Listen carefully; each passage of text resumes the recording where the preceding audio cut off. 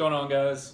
Time for another coffee chat. I like this laid back kind of style, just casually talking a little bit less about the nitty gritty details.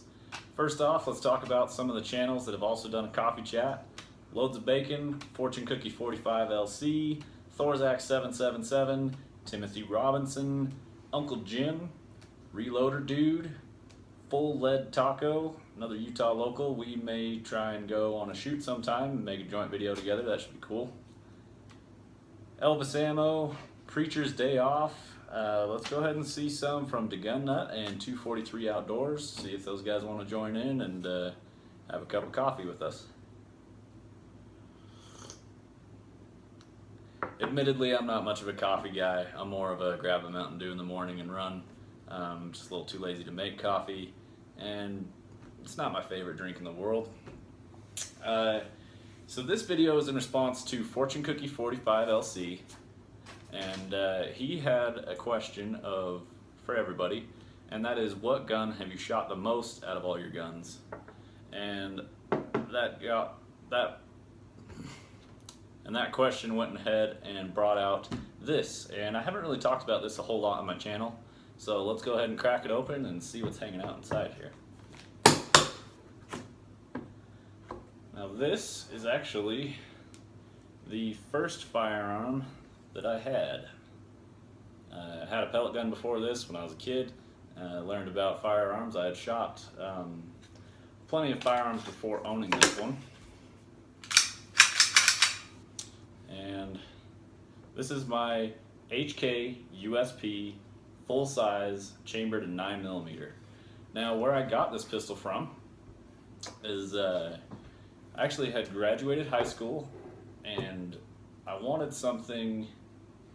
My parents were talking about getting a gift for me, and I wanted something that was going to last me a lifetime and something that wouldn't go away in the near future.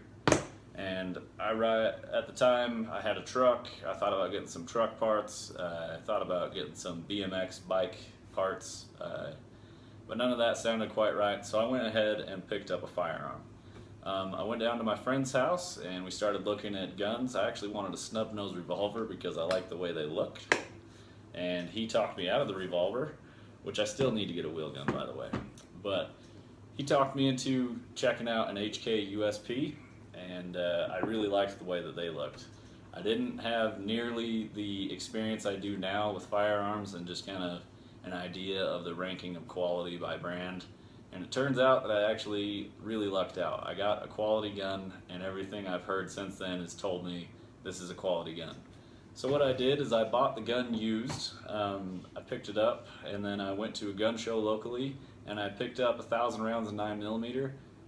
And how me and this gun started is I just go out and shoot it as fast as I could, pull the trigger, and I love doing that. I just go out and shoot.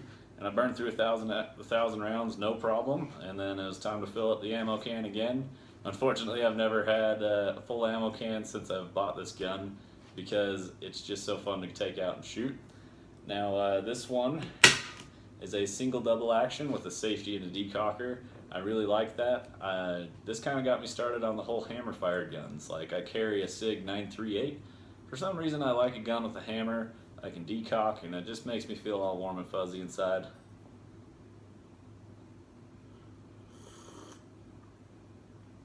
I have nothing against striker fired, but it's just not my gun of choice. So I've shot this gun probably close to 1,500 to 1,800 rounds, somewhere in there. I'm not exactly sure. I know it's well over 1,000. I don't think it's quite got into 2,000 yet. This gun it's really made me question selling it because of some of the features that it's kind of lacking. It's not a real modern gun. It was actually designed back in the 80s. HK was the first polymer framed gun, not Glock. A lot of people think Glock were. HK was the first people to do it. But this one's got the polymer frame. You don't need to stipple it. The traction on the sides of it is awesome. It's got really aggressive checkering on the front and back strap of the gun. Super comfortable. This gun fits in your hand very nicely. It feels very natural. And then I had to get an adapter rail, which is one of the problems I have with the gun, is it has a proprietary rail built into the fore end of the gun. That was before Picatinny rail was really a common thing to find on the front of a pistol. And so you can get an adapter rail that hooks onto the proprietary rail and has Picatinny rail, but then that is basically like a 1/2 inch spacer, and now the light sits really low on it. It should sit flush or even higher than the trigger guard, but it puts the paddle down at the bottom for controlling the light, and it's just not the greatest setup. But the gun is fantastic. It is the most reliable gun that I have. I have never had any issue with this gun in 15 to 1700 rounds.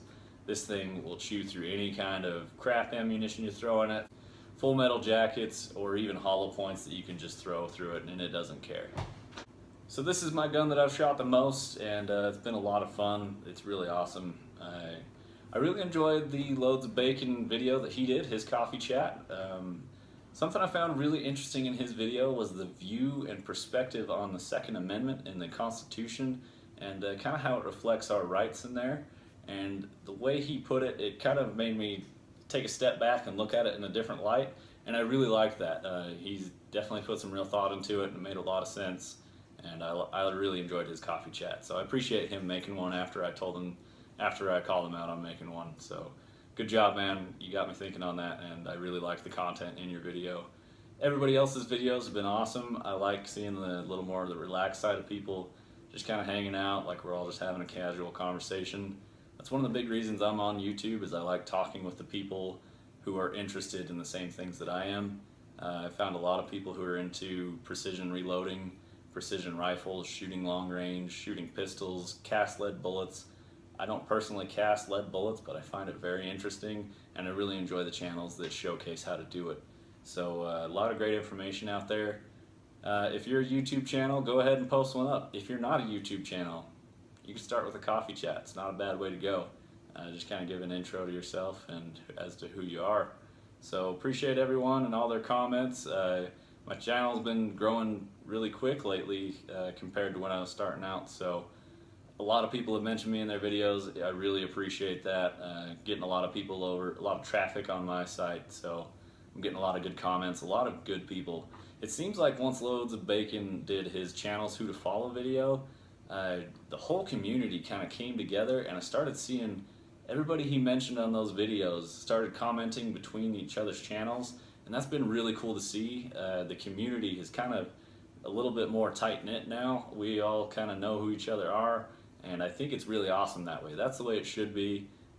It's not people just hate talking everything you post, which I know YouTube is famous for, but it seems like on the gun side of things, at our level, it's pretty awesome. There's a lot of people who are just genuinely interested in it, and I think it's awesome.